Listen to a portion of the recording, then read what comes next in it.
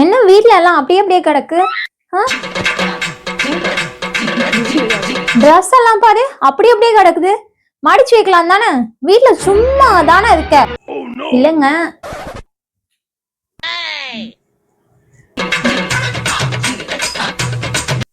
என்ன கிச்சன்ல காலையில இருந்து பாத்தெல்லாம் அப்படி அப்படியே கிடக்குது. கழுவி வைக்கலான்னு ஐடியா இருக்குதா இல்ல அதுல இருந்து வர ஸ்மெல்ல வச்சு ஏதாவது பெர்ஃப்யூம் தயாரிக்கலான்னு இருக்கியா? இல்லங்க சும்மா தானே இருக்க, செஞ்சு வைக்கலாம் தானே.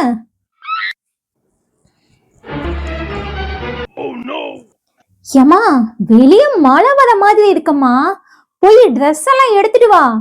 வீட்டுல சும்மா தானே இருக்க. ஆமாங்க சும்மா தான் இருக்கேன், போய் எடுத்துட்டு வரேன்.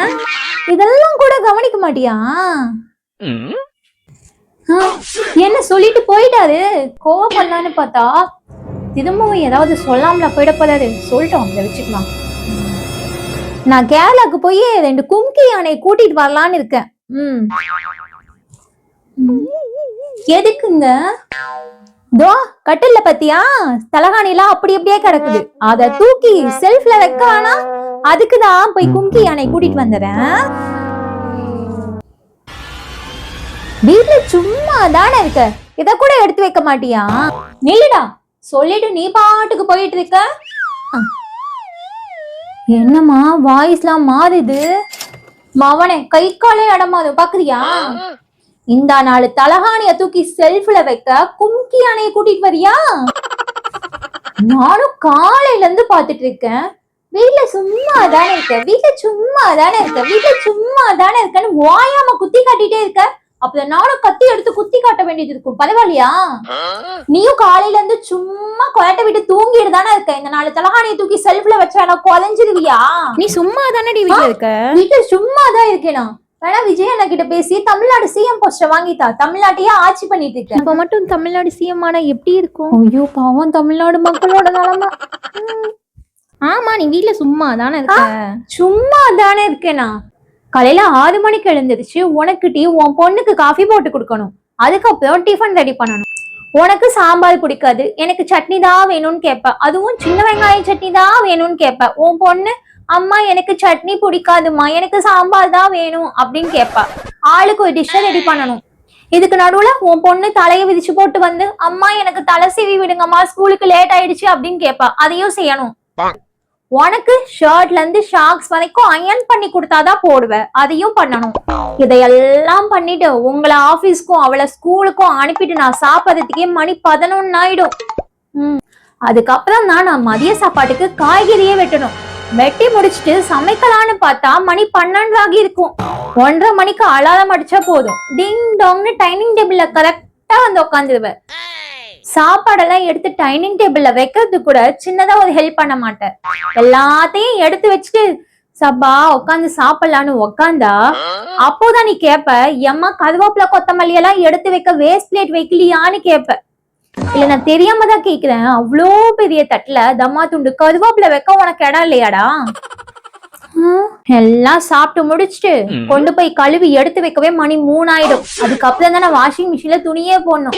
துணியை துவைச்சு காய போட்டு எடுத்துட்டு வந்து வச்சு மடிச்சு எடுத்து பீரோல வைக்கணும். இதெல்லாம் செஞ்சு முடிக்க மணி 5 ஆயிடும். அதுக்கப்புறம் உன் பொண்ணு ஸ்கூல்ல இருந்து வந்துருவா. வந்ததும் அம்மா எனக்கு டீ வேணும், இஞ்சி இல்ல 5 போட்டு டீ பண்ணி கொடுங்க அப்படின்னு கேட்பா. அதையும் செஞ்சு கொடுத்துட்டு நாமளும் ஒரு டீ குடிப்போம்னு உட்காந்து குடிப்பேன். அப்பதான் உங்க அம்மா கால் பண்ணுவாங்க. கால் பண்ணி ஏம்மா மணி 6 ஆயிடுச்சு, இன்னும் விளக்கு போடலையா? வீணான வீட்டுல 6 மணிக்கெல்லாம் விளக்கு போட்டுடணுமா அப்படின்னு தாக இழுப்பாங்க. சரி போய் போடுவோன்னு சொல்லிட்டு விளக்கு எட்டிட்டு வந்து உக்காந்தா உடனே நீ கால் பண்ணுவ, எனக்கு நைட்டுக்கு சப்பாத்தி பன்னீர் பட்டர் மசாலா வேணுமா செஞ்சு வை அப்படின்னு சொல்லுவேன். அதை செஞ்சு முடிச்சு பாத்திரத்தெல்லாம் கழுவி எடுத்து வைக்கவே எனக்கு மணி 11 ஆயிடும். இதுக்கப்புறம் தான் நான் தூங்கவே போகணும். அடுத்த நாள் காலையில 6 மணி. Same process repeated. கடிகார முள் மாதிரி சுத்திக்கிட்டே இருக்க நானு. என்ன பார்த்து நீ வீட்டுல சும்மா தானே இருக்கேன்னு கேக்குற. நான் சும்மா இருக்கேனா? நான் சும்மா இருக்கேனா? நான் சும்மா இருக்கேனா? வியூவர்ஸ் சொல்லுங்க, நான் சும்மா இருக்கேனா? ஐயோ எல்லா பொண்ணுங்களையும் எனக்கு எதுவா திருப்பி விட்டுவா போலியோ. இல்ல இல்ல நான் இல்ல நான் இல்ல நான் இல்ல. ரிங் ரிங் போன் அடிக்குது. Ring ring. ஹலோ அம்மா சொல்லுங்கம்மா. அப்படியாம்மா? சரிம்மா சரிம்மா, வாங்க வாங்க. ஐ ஜாலியே, எங்க அம்மா வராங்களே, உனக்கு இருக்குது ஆப்பே. ம், இவன் சும்மாவே ஆடுவான். இதுல சலங்க கட்டி விட்ட மாதிரி அவங்க அம்மா வேற ஊர்ல இருந்து வராங்களா, சொல்லவே வேண்டாம். தரையெல்லாம் அழுக்கா இருக்கு, கதவெல்லாம் அழுக்கா இருக்கு, பாத்திரம்லாம் சரியா கழுவல, அது இதுன்னு சொல்லுவானே. பேசாம வேலைக்கு ஒரு வாரத்துக்கு ஆள் போட்டுற வேண்டியதுதான். அம்மா வாங்கம்மா வாங்க, எப்படி இருக்கீங்க? நல்லா இருக்கீங்களா? நல்லா இருக்கேன்டா. சரிம்மா, வீட்டை பாத்துக்கோங்க. சரிடா, சரிங்களா, நான் கிளம்புறேன். சஞ்சுவையும் பாத்துக்கோங்க அப்படியே. கண்டிப்பா பாத்துக்கிறேன். போற போக்குல போட்டு கொடுத்துட்டு போறியா? இது ஒண்ணு வச்சுக்கிறேன் அப்புறமா. The next day. ஹலோ சாந்தி, ஒரு நிமிஷம் லைன்ல ஏரியாமா, அது மாதிரி வந்துட்டா. சாந்தி கிட்ட பேசிட்டு இருக்கம்மா. ஹலோ சாந்தி, என் மருமக வீட்டு வேலைக்கு ஆளு வச்சிருக்கா. வீட்டு வேலைக்கு எதுக்கு ஆளு? 2 பேர் இருக்கிறதுக்கு எதுக்கு ஆளு? இல்ல கேக்குறேன், எதுக்கு ஆளு? 2 பேர் இருக்கிறதுக்கு வீட்டு வேலை பண்ண முடியாதா? நாளா அந்த காலத்துல 15 பேருக்கு சமைச்சு போட்டுட்டு ஒரு மூட்டை துணிய தலையில தூக்கிட்டு போய் ஆத்துல துவைச்சு காய போட்டு வீட்டுக்கு எடுத்துட்டு வருவேன். அந்த காலத்துல இருந்ததெல்லாம் வேற. இந்த காலத்து பிள்ளைங்க ஒரு வேலையும் செய்ய மாட்டேங்குதுங்க, ஆளு வச்சுக்குதுங்க. ஆளுங்க தான் எல்லா வேலையும் செய்யறாங்க. சரி ஓகே, நான் வைக்கிறேன். சும்மா பேசிட்டு இருந்தம்மா. ஏன்டா இப்படி பண்றீங்க? நான் வரும்போதெல்லாம் ஒவ்வொருத்தருக்கா கால் பண்ணி, சஞ்சு வீட்டு வேலைக்கு ஆளு வச்சிருக்கா. நான்லாம் அந்த காலத்துல எவ்வளவு வேலையை செஞ்சேன். இந்த காலத்து பிள்ளைங்களாம் வீட்டு வேலைக்கே ஆளு வைக்கிறாங்க, அப்படி இப்படின்னு பேசுறீங்க. இல்ல நான் தெரியாம தான் கேக்குறேன், ஏன் இப்படி பண்றீங்க? நீங்க எவ்வளவு வேலையை சொல்றீங்க, என்னால பண்ண முடியலன்னு தானே வீட்டு வேலைக்கு ஆளு வைக்கிறேன்.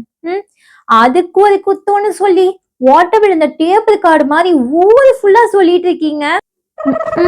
உங்க பையன் இருக்காரே, ஒரு வேலையும் செய்யறது இல்ல, ஆனா கார் துடைக்கிறதுக்கு ஆள் வச்சு துடைக்கிறாரு. அதெல்லாம் போய் சொல்லுவீங்களா? அதெல்லாம் போய் உங்க ஊர்ல பெருமையா சொல்லுவீங்க. என் பையன் கால் துடைக்கிறதுக்கு ஆள் வச்சுதான் துடைக்கிறான் அப்படின்னு சொல்லுவீங்க. நான் வச்சா மட்டும் உங்களுக்கு ரொம்ப கஷ்டமா இருக்கு. மகன் உடைச்சா மண் குடம், மருமக உடைச்சா பொன் குடம் தானே. அதெல்லாம் திருந்தவே மாட்டீங்க, போங்க.